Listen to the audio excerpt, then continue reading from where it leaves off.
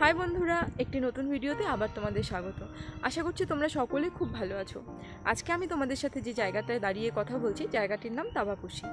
আর আমার পেছনের দিকে যে টি এস্টেটটি আছে, মানে চা বাগানটি তোমরা দেখতে পাচ্ছ, এই চা বাগানটির নাম মুঙ্গেরজুং টি এস্টেট বা মুঙ্গেরজুং চা বাগান বলতে পারো। দার্জিলিং জেলার একটি অফবিট ডেস্টিনেশন এটি। অসাধারণ সুন্দর জায়গাটি। এখানটায় যদি তোমরা আসো তাহলে একসাথে সমস্ত কিছু পাবে। চা বাগান পাবে, একটা অসাধারণ নদী পাবে, নদীটির নাম রাংভাংখোলা নদী। আমি তোমাদেরকে নদীটি একটু পর দেখাচ্ছি।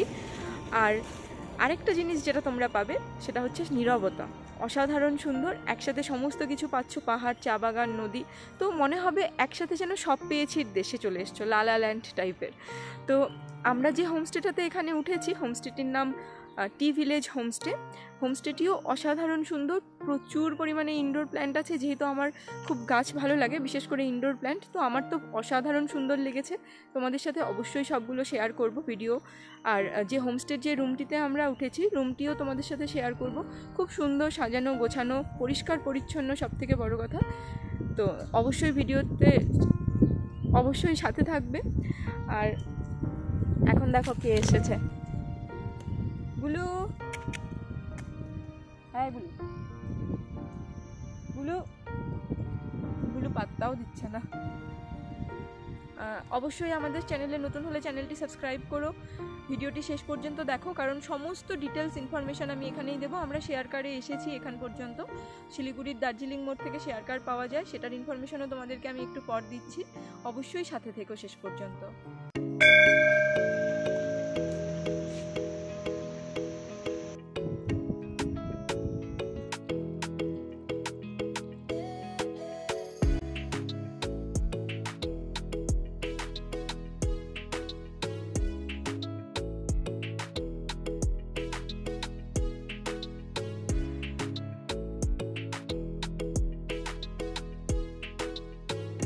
ওয়েদারে ঠান্ডা ভাব সেরকম নেই, অবশ্যই আসার সময় একটু ঠান্ডা পেয়েছি সকালে গাড়িতে। আর এখন কিন্তু রোদ উঠেছে, তো নর্মাল ওয়েদার লাগছে, খুব সুন্দর ওয়েদার, ঠান্ডা হাওয়া একটু তো দিচ্ছে অবশ্যই। আর এখন বাজে মোটামুটি 10:30টার একটু বেশি।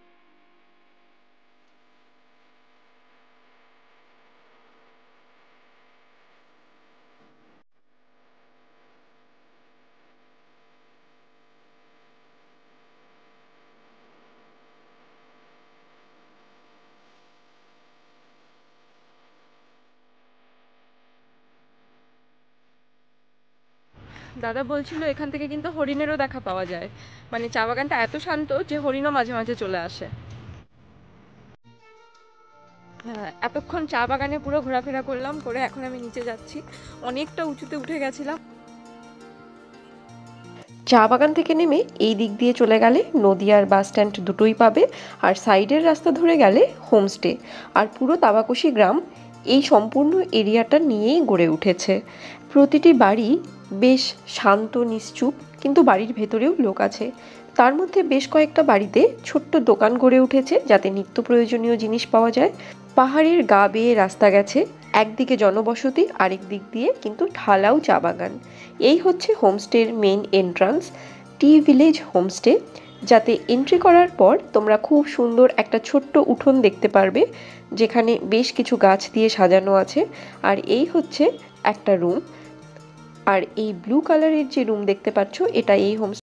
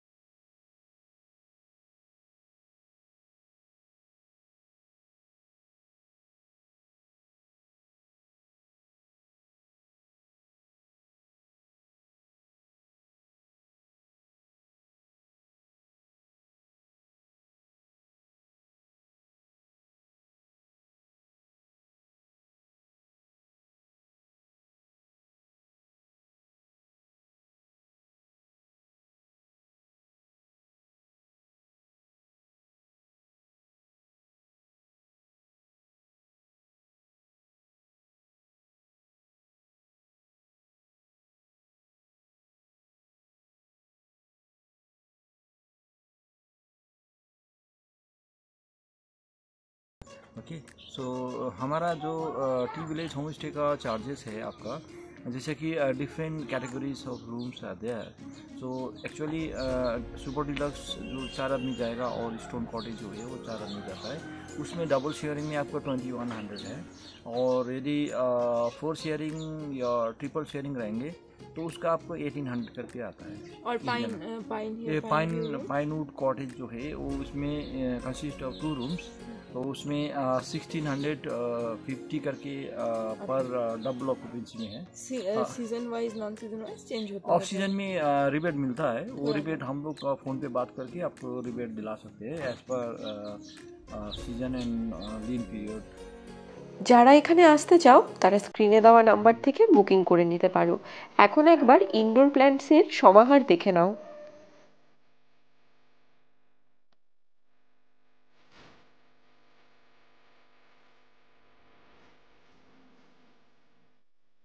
আমার পেছনে যে হোমস্টেটি দেখতে পাচ্ছ এই হোমস্টেটির নাম বনপাখা হোমস্টে। আমরা যে হোমস্টেটিতে আছি টি ভিলা হোমস্টে। তো সেই হোমস্টেটির দাদাকে ফোন করলেও তোমরা এই হোমস্টেটি বুক করতে পারবে। একদম চা বাগানের ভেতরে পাহাড়ের উঁচুতে আছে এই হোমস্টেটি। মোটামুটি আশেপাশে আর কোনো ঘরবাড়ি নেই, দেখতেই পাচ্ছ একদম নিরিবিলিতে। যাদের পছন্দ তারা এই হোমস্টেটি অবশ্যই বুক করতে পারো, ভীষণ সুন্দর হোমস্টেটি। এই হচ্ছে চা বাগান। এবার দেখো চা বাগান থেকে জাস্ট যেখানে চা বাগানটি ক্রস করলো তার ঠিক পাশেই এই বনপাখা বলে সুন্দর হোমস্টেটি আছে।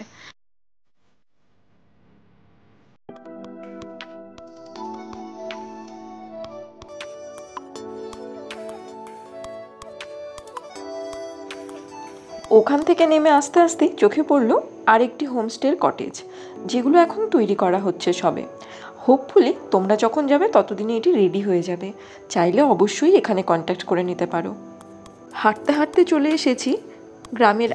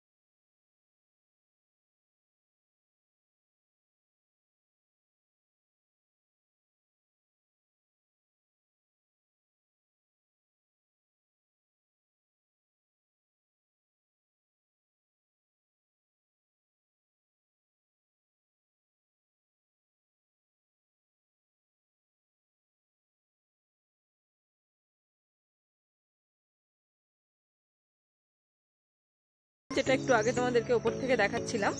তো হোমস্টে থেকে বলেছে যে ওখানটায় বেশ কিছু রেস্টুরেন্ট আছে, লোকাল ফিশ ফ্রাই পাওয়া যায়, মানে মাছ ভাজা, লোকাল মাছের ভাজা পাওয়া যায়, সেটাও দেখি খুঁজে পাই কিনা। আর নদীতে গিয়ে নদীর কি জল আছে, কিরম কি আছে সেটাও দেখবো।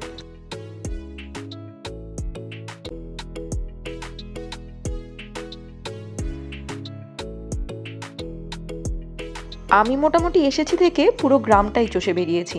তারপর যেতে যেতে হঠাৎই একটা জিনিস খেয়াল হলো যে এখানে প্রত্যেকটা বাড়িতেই নিজেদের খাবার দাবারের শাকসবজি নিজেরাই চাষ করে, যেটা তো এখনও তোমাদেরকে দেখানো হয়নি। তো স্কোয়াশ থেকে শুরু করে শাক সমস্ত কিছু নিজেরাই চাষ করেছে। আরও একটা জিনিস চোখে পড়লো যেতে যেতে, কমলা লেবু। শীতকাল যদিও তখনও আসেনি, কিন্তু অনেক গাছে কিন্তু লেবু হয়ে আছে।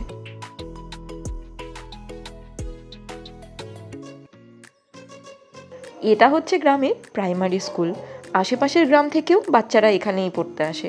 প্রাইমারি স্কুলের ঠিক উল্টো দিকেই একটা দোকান আছে, সেখানে আমার একজন নতুন বন্ধুর সাথে পরিচয় হয়েছে। আর এখানে আমার এদের সাথে পরিচয় হলো। क्या नाम है तुम्हारा? कृति मंगल। अच्छा, पढ़ती हो कॉलेज में या नहीं, स्कूल में? स्कूल। এখানেই ওর বাড়ি, এদিকে বাড়ি, তাই তো? বাড়ি কোন দিকে তোমার? घर कहाँ पे है तुम्हारा? इधर। আচ্ছা, ও বাংলা বোঝে না। দোকানে কিনতে এসেছিল, আমি ভিডিও করছিলাম দেখে ও খুব ইন্টারেস্ট পেয়েছে। আমার সাথে কিন্তু ও যাচ্ছে, যেই শব্দ শুনেছে আমি বেরোচ্ছি সাথে সাথে ও যাচ্ছে। ইভেন আমার আগে আগে ছুটছে ওরা, ওই আমাকে রাস্তা দেখিয়ে নিয়ে যাচ্ছে। ও মোটামুটি কিছুতেই সাথ ছাড়বে না, ও সাথে সাথেই যাবে। এখন দেখছে আবার নিশ্চয়ই কিছু দেখতে পেয়েছে, যার জন্য দাঁড়িয়ে গেছে। কি আছে চা বাগানে? কিরে আই, কাকে দেখে এরম করছে? কিছু তো দেখতে পাচ্ছি না।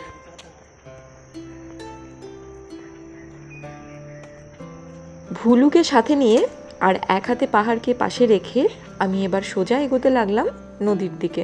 একটু আগে যে বন্ধুর সাথে পরিচয় হয়েছে সেই আমাকে জানিয়েছে এখানে একটা পুরনো শিব মন্দির আছে, নদীতে যেতে যেতেই পড়বে, সেটা যেন আমি অবশ্যই দেখে নিই।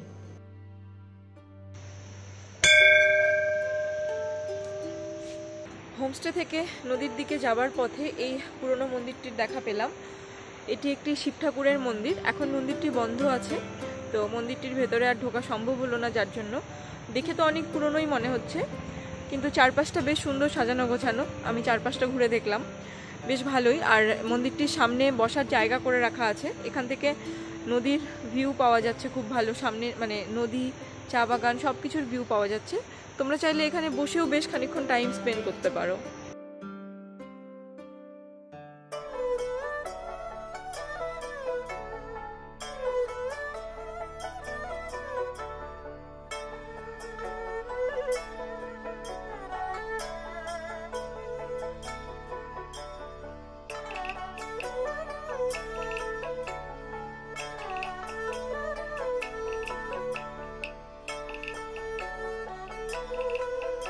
মন্দিরের শান্ত পরিবেশে নিজের সাথে নিজের মতো করে কিছুটা টাইম কাটাতে বেশ ভালোই লাগবে আশা করি। খানিকটা সময় মন্দিরে কাটিয়ে এখন আমি যাচ্ছি বাজারে, যেখানে একটি পার্কও আছে।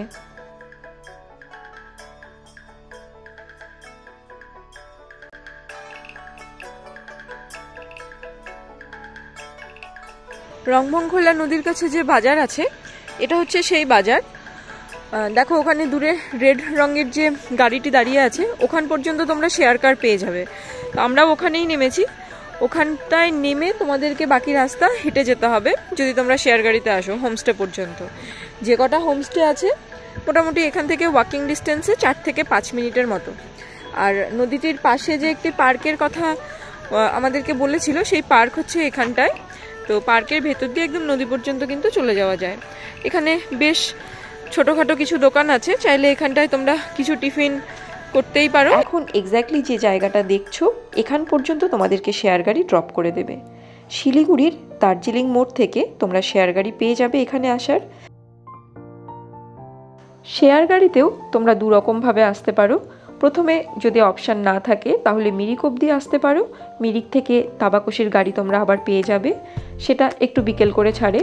না হলে সরাসরি শিলিগুড়ির দার্জিলিং মোড় থেকে পোখরিবংয়ের গাড়ি করে চেপে একেবারেই তাবাকশি বাজার পর্যন্ত আসতে পারো।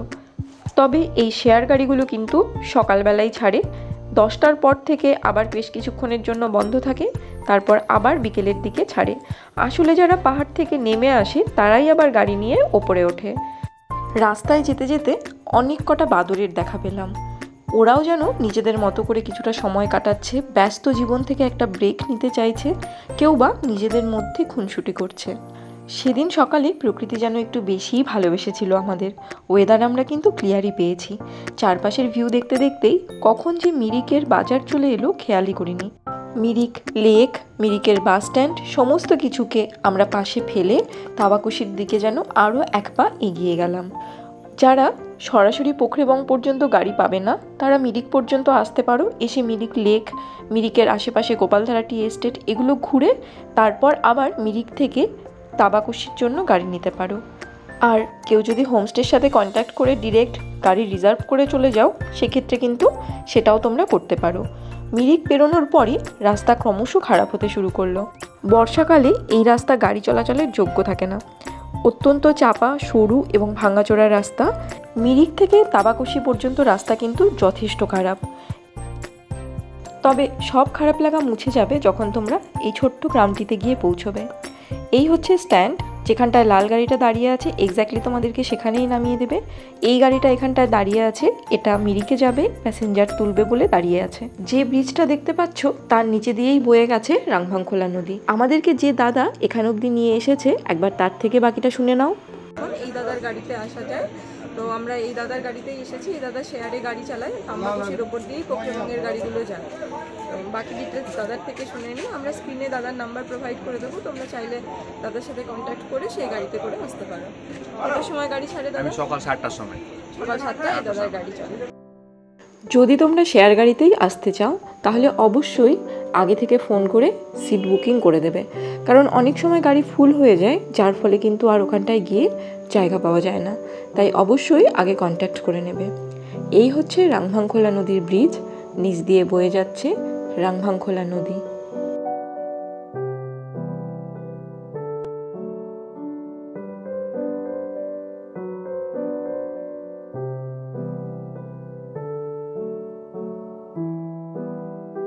ব্রিজটির পাশেই আছে টিকিট কাউন্টার। পার্কে ঢোকার জন্য এখান থেকেই টিকিট কাটতে হয়। তো আমি গিয়ে প্রথমে কাউকেই খুঁজে পাইনি টিকিট কাটার জন্য। তারপর হাঁকডাক করতেই একজন দাদা বেরিয়ে এলেন।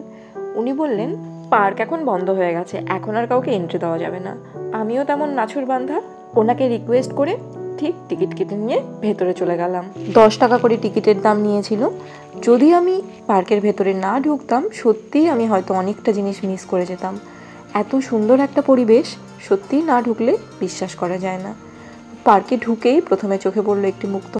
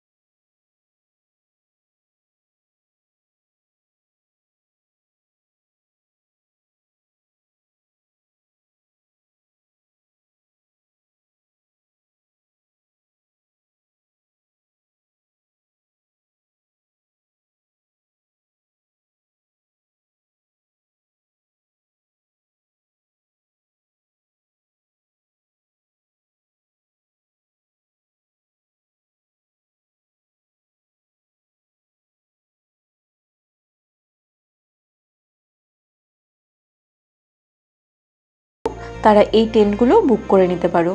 এখানে কটেজও তৈরি হচ্ছে নতুন। এই হোমস্টেতে আপাতত টেন্টে থাকার ব্যবস্থা আছে, কিছুদিনের মধ্যেই কটেজেও থাকার ব্যবস্থা হবে। নাম্বার আমি প্রোভাইড করে দিলাম, অবশ্যই বুক করে নিতে পারো। আমি ব্যক্তিগতভাবে সেদিনই ঠিক করে নিয়েছি কোনো একবার পূর্ণিমা রাতে আমি অবশ্যই এই টেন্টে থাকার এক্সপিরিয়েন্স নেব। আগে বলেছিলাম না একদম ভিডিও শুরুতেই যে তাবাকুশি একটা লালা ল্যান্ড, সব পেয়েছি দেশ এখানে। দেখো পার্কের ভেতরে এই সরু রাস্তাটা একদম ফরেস্টে মানে জঙ্গল সাফারির এক্সপিরিয়েন্স দেবে। জাস্ট নদীর পাশে পার্কে অনেক বসার জায়গা আছে, তার পাশ দিয়ে এই রাস্তা চলে গেছে। এটা আরেকটা গ্রামে গিয়ে পৌঁছয়। অন্যান্য গ্রামবাসীরা এই রাস্তা দিয়ে যে মার্কেটটা দেখালাম সেই মার্কেটে আসা যাওয়া করে। আমি অনেকটাই চলে গেছি, আশেপাশে কাউকে দেখতে না পেয়ে ভয় পেয়ে ব্যাকে চলে এসেছি। এরপর আমি একদম বাইরে বেরিয়ে আবার সেই মার্কেটটাতে উঠে গেলাম। দেখলাম হাট বসেছে, গ্রামের মানুষেরা এখানে কেনাবেচা করতে এসেছে। ছোটোখাটো দোকান বসেছে, শীতের জামা কাপড় সোয়েটার পাওয়া যাচ্ছে। দূরে একটা দল পিকনিক করতে এসেছিল এখানে, তারা নিজেদের মতো খাওয়া দাওয়া গান বাজনা করছে। খানিকক্ষণ ওখানটায় দাঁড়িয়ে থেকে দেখলাম একটা গাড়ি এলো শিলিগুড়ি থেকে পোখরেবং যাবে বলে, আবার এখানে এসে দাঁড়িয়েছে। এবার আমরা ঠিক করলাম তার উল্টো দিকের রাস্তা ধরে সোজা একটু এগোবো। আমরা হাঁটতে হাঁটতে চলে এসেছি খুশিস ফার্মে।